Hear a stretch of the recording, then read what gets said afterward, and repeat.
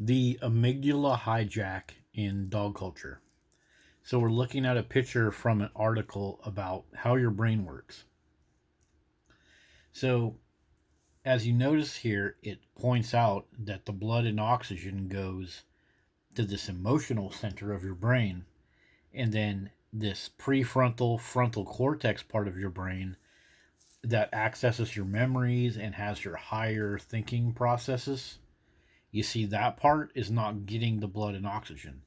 So the more that you are in an amygdala hijack or an emotional hijack, as they call it, the more that this part of your brain just gets all of that blood, all of that oxygen, and your prefrontal lobe, your human part of your brain, it's starving. It's getting atrophied, especially if you're ridiculously emotional about something like dog ownership. I mentioned this in some of my previous videos about prefrontal lobe atrophy.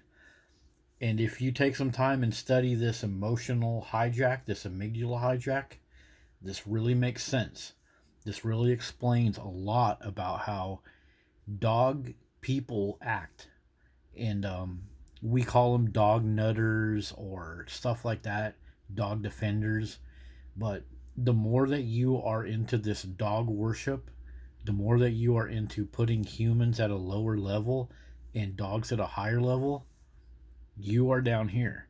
You are giving blood and oxygen into this amygdala part of your brain, this emotionally response part, and you're killing your prefrontal lobe. You're killing your humanity. So now we're having to look at the article where that image came from. Here's our picture again. So have a look at this article. If you're a dog owner or a non-dog owner, this is very important. Your prefrontal lobes. This is why my channel is called Pro Humanity. When you adopt this dog culture, when you fill your life with dogs, you're taking that prefrontal lobe, that big part of your humanity, and you're just tossing it in the garbage. You're not giving the blood and oxygen to those prefrontal lobes, that executive thinking, that planning, that understanding that you are a part of a huge society. You're sitting there with your dog being reactive, giving all of your blood and oxygen to your amygdala. In normal circumstances, information from our five senses is taken up to the processing station, the neocortex, that's your frontal, prefrontal cortex, and other parts of your brain, followed by the amygdala for an emotional appropriate response. However, the pipeline slightly differs when an individual encounters a threatening situation. So, dog owners, you guys are threatened by any kind of truth that comes from dog culture critics. And when you react like this, when you go into this emotional reaction, you are actually hurting yourself more than you're hurting the dog culture critic. This thinking part of your brain that you throw in the garbage when you argue with the dog culture critic, you're hurting yourself more than you're hurting anyone else. A dog culture critic can tell you about all the negative effects of barking, the noise, the frequency and loudness of dog barking is a huge toll on our mental health. Instead of thinking about that and stepping back, you go right into this feeling part. So, since I'm a pro humanity dog culture critic, dog owners that are watching my channel, you need this is what you need to do. If you want to improve yourself as a human, you need to drop this dog worshiping mentality and tame your hijack. Okay? The answer lies in the mindfulness practices. Using these practices can prevent the shutting down of your frontal lobes, neocortex mainly, override your amygdala's automatic emotional response, and gain conscious control of your response in a particular situation. That's right.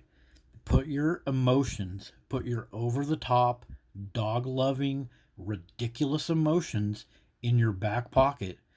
And I'm apologies. Please accept my apologies. But shut your dog loving mouth and open up your human mind, as it says right here, and you will realize that most dog culture critics, everything they have to say is actually for your benefit in the long run. Because owning dogs is not really to your benefit. Owning dogs is a liability, it's an expense, it's a stress, it's a huge toll on your nutrition, your vitamin intake, the allergens that you have to fill your life up with. So, yeah, yep, shut your dog loving mouth, put those emotions in your back pocket for now. You can bring them out later. But, yeah, it's time to tame your emotional hijack. Look at what it says right here. Count from 1 to 6. I mean, can you imagine if you're a dog culture critic and you're watching this, you know how it is to talk to a dog lover, especially like a dog defender or dog nutter, quote unquote, as we call them. They get seriously fight or flight response when you talk to them. But if they could do this, count from 1 to 6, and do all of this stuff that right here, they would be in so much better shape to speak to you.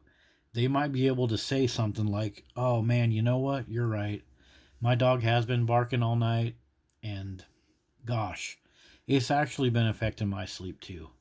Let me see if I can do something about it." Like, could you imagine how much better humanity would be if dog owners and dog lovers and dog worshippers could actually engage their proper nervous system and their proper brain and gain emotional intelligence? Our world would be so much better for everybody.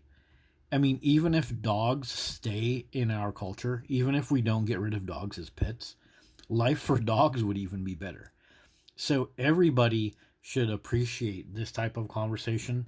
Everybody should appreciate the fact that as a dog owner, you're dumping blood and oxygen into this ridiculous, basic emotional reactiveness, and you're tossing your prefrontal lobe in the garbage as a over the top dog worshiper. So that has been my look at the emotional hijack and how it dumps blood and oxygen into the part of your brain that um, actually should be dumping into this part of your brain. See you guys on the next one. Thanks for watching. Hope to see some comments later.